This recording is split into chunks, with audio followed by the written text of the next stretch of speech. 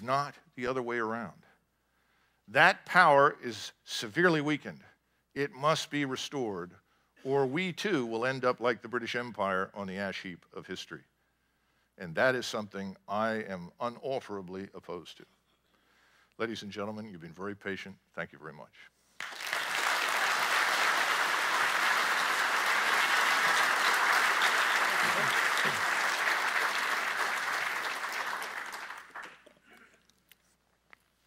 I'd like to open it up to questions. Up here, ma'am.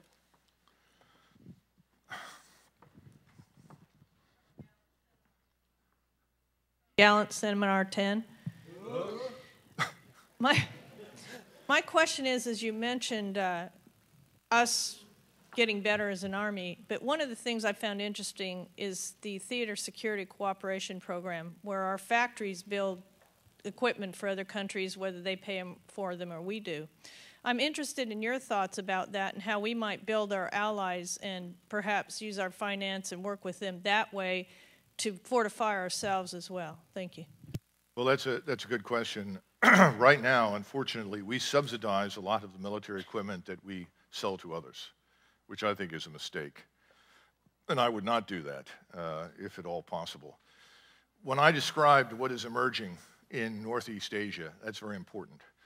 You are going to see something that everyone thinks is impossible. You're going to see a Korean-Japanese military alliance. It's going to emerge.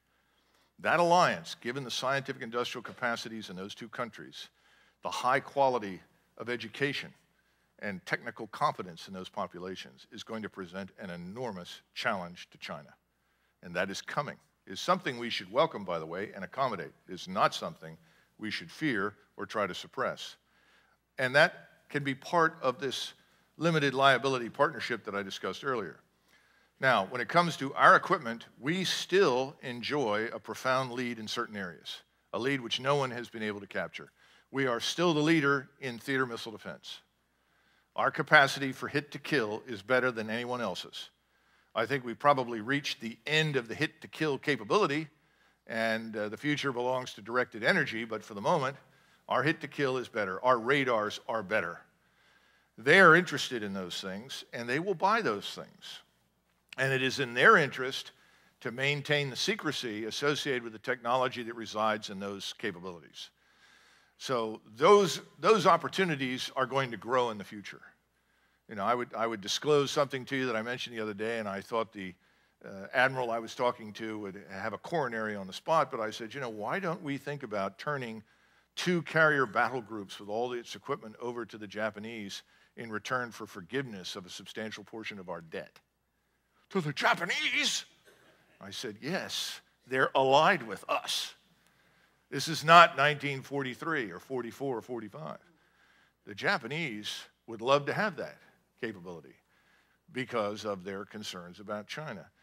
Now, I don't expect that would happen, but my point to you is that we build lots of things that lots of people are going to need, and the more our footprint is scaled back, the less obvious we are militarily, the less willing we are to subsidize others, to pay for their defense, and to defend them, the more willing they will be to invest in the technology that we have that they can't reproduce. So I think there's an opportunity there. Now, other parts of the world are different, and you obviously have lots of people who are now looking at different kinds of military equipment. I can tell you right now that the Puma is going to outperform the Bradley in foreign military sales. It already is. You're going to see that in a lot of other areas in the future. It's going to become much more competitive than it has been for us.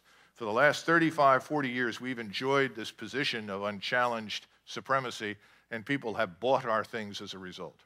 I think that's going to diminish somewhat. So we're going to have to compete technologically in ways that were not the case 10, 15, 20 years ago. Next question. Over here. I'm Rick Whittle, and I'm a guest in Seminar 21. You didn't make an animal sound. What's wrong? Not in uniform. I wonder, you sort of waved at the importance of unmanned systems when you talked about ISR, but I wonder where you see that kind of technology going, and how important will it be, not only unmanned aerial vehicles, but unmanned sea systems, unmanned land systems? Well, there's a reason I did that. My firm is under contract with the Department of the Navy to provide the conceptual support for the design and development of unmanned vessels, surface vessels, semi-submersibles, and submersibles. So I don't hit it very hard because I don't want to be accused of lining my own pockets by encouraging all of you to go out and buy an unmanned system. But the truth is, you're right. We are going to see unmanned systems proliferate. By the way, they're going to proliferate in other countries because it's much less expensive and much easier to employ than people. I mean, I always love my famous Iranian submarine story from the 1990s. I don't know if you're aware of it, but the Iranians purchased a very expensive diesel submarine. Then they brought a crew on it, and they trained for 6 months. And at the end of the 6 months, they went without their foreign instructors to sea. And the submarine went down, and it stayed down, and stayed down. And it turned out that one of the hatches was left open. So the Iranian Minister of Defense said, well, let's recover the submarine. Obviously, the crew is not very important. The point is, Iran will have a much easier time in the Straits of Hormuz and in its own littoral waters if it invests in and employs unmanned systems. And unmanned systems, very good ones, by the way, are being built in the Emirates right now, in Dubai and Abu Dhabi and other places. So we're going to see these things proliferate. That's going to change things. I think on land, it's a much more problematic issue. If you look at the algorithms and the complexity associated with trying to build a vehicle that is unmanned, that's going to traverse terrain and make decisions and defend itself, it's a nightmare. It's much easier in the air. The unmanned aerial vehicle market in the air has probably peaked. It's just about saturated right now. That doesn't mean it's not going to continue. It just means that it's overwhelmed. The undersea unmanned systems is just beginning. And the lethality that that can bring to warfare at sea is beyond belief. And again, remember, if you go into the United States Navy and you talk to people privately, not publicly, but privately, they will tell you there are really only two classes of ships: submarines and targets. And I would tell you that your attack submarine fleet is the single greatest concern that China has today. And that attack submarine fleet, just a few boats, can literally shut that country down. That kind of military supremacy is not open for discussion. When I listen to people talk about, well, maybe we don't want to build the Virginia class, maybe we don't want to build the new missile boat. No. You want those things. That is absolutely vital to our global maritime supremacy. And the things you can do with these boats is beyond the scope of our discussion today. But those are the kinds of decisions we have to make.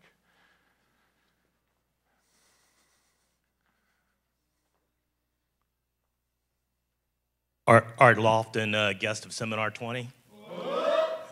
The vision that you articulated about the suite of systems integrated and seamless across the board, if you care to comment on the changes that have to occur in the acquisition cycle to enable that? Well, first of all, I don't think I said seamless.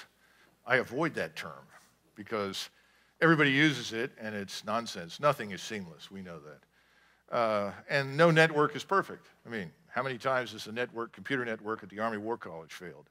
So the notion that the network is perfect all the time is crazy. Acquisition, I touched on it in the previous slide, but one of the things that we've done very badly over the last 25, 30 years is that we have tended to listen carefully to the advertising pitch as opposed to looking at the performance of the thing people are trying to sell us. So that very frequently we invest a lot of money and what we invested in doesn't turn out to deliver what was promised. We have to do a much better job. And one of the ways to do that is to avoid what I call the perpetual search for unobtainium. Unobtainium was General Shinseki's silver bullet vision for FCS. Build me this vehicle that can fit into a C-130, that will be invulnerable, invincible, invisible when it arrives, and do all of these magical things. And everybody looked at him and he said, what, are you going to break the laws of physics? you know? And I said that, and I was thanked for my interest in national defense and sent away. He also showed me his 34-year modernization program in 1999 and 2000, and I said, well, this is crazy.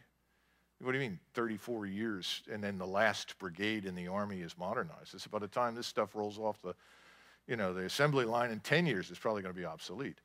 So we have to think in terms of using what we know and are reasonably confident works right now, while we keep an eye on what is just over the horizon, waiting to use it when it matures. But we've got to be very, very careful in the future about buying into this notion, I've got it. Here's the silver bullet, General. If you invest in this, you will have perfect visibility of the battlefield. You know, that guy needs to be thrown out of the third floor window right away, and the general needs to be sobered up, forget it, you know. I will tell you a funny story, by the way, at least I think it's funny. It was, I was on the, very briefly on the, it wasn't Army After Next, it was the Objective Force, when they were trying to figure out how to get rid of me. And Newt Gingrich pulled me out of it, thank God, so I didn't have to stay there very long. But I was sitting on the Objective Force, while I was there, somebody faxed in a photograph of what was called the robotic mule. And Boeing said it would cost $40 million to build this thing. And this mule would magically load up equipment and troops or whatever else you wanted and follow you, you know, without fail anywhere you went. Well, it turned out that that particular drawing was from Star Wars. Literally, they took a Star Wars feature, faxed that in. One of my classmates who's now retired was on there, a full colonel, and he had a PhD in physics from MIT, and he just said, this is crazy. For less than $2 million, I can build unmanned vehicles right now. They'll do what you want. So he bought some Toyota land vehicles, RVs, or whatever they are, and essentially worked on the software and produced robotic RVs and demonstrated it. That's the kind of thing we can't have. At one meeting, I sat there and I said, you know, they wanted the fuel cell. We want the fuel cell engine to deal with the fuel economy requirements. And I said, well, why don't we just go to photonic engines? And everyone said, yeah, what's that? That's great. What's it do? And I said, oh, I described this thing, which at least in theoretical physics exists. You've heard of photon torpedoes. They're photon engines. And people were believing it. I mean, it was like, I said, I've got a future as a defense contractor here. And, you know, ultimately I had to interrupt and said, no, General, I'm not serious, forget it, you know. Next. Hey, sir, good morning. Colonel King, Seminar 2. Hey, sir, you mentioned the Pacific Theater. Was one of you comment on possibly the difference between Europe and the Pacific Theater, and that Pacific is more bilateral agreements versus multilateral, and also the difference in national interests in the theater? Sure. Well, the European region, of course, there is no existential threat to Europe.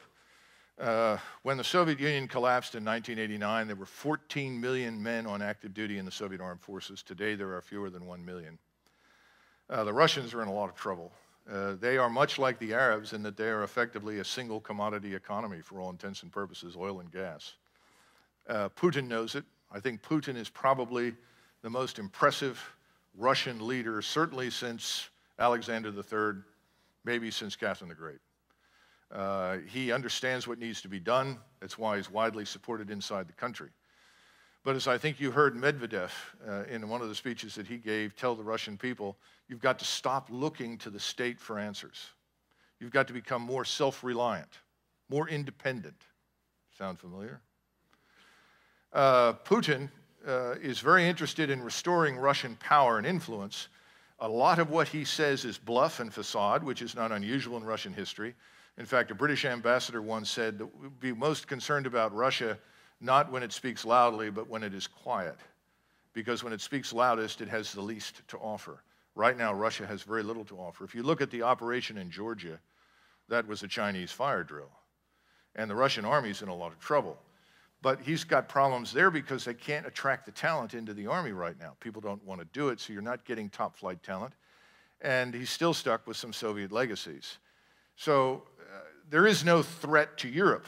And the focus militarily in Russia is entirely on its southern border.